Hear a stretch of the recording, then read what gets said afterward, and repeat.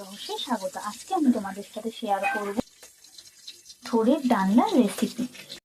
আলুগুলো ছেড়ে দিচ্ছি, এখানে বেগুনও ছেড়ে দিচ্ছি। এগুলোকে কিন্তু ভালো করে ভেজে নিতে হবে। দেখো আলুগুলো ভাজা হয়ে গেছে, বেগুনগুলোও নরম হয়ে গেছে। মধ্যে আমরা কুমড়োটাকে দিয়ে দেবো, ভালো করে নেড়ে নিতে হবে।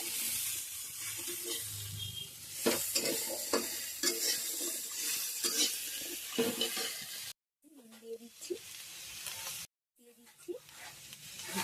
দিয়ে দেবো হচ্ছে থোড়। এবার ভালো করে নাড়তে হবে।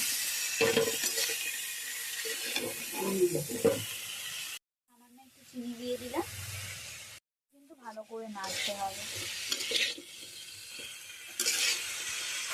তেজপাতা যেহেতু জল বেরোয় ওর জন্য আমি এখানে অল্প জল দিলাম। এখানে আমি ছোলা দিয়ে দিচ্ছি।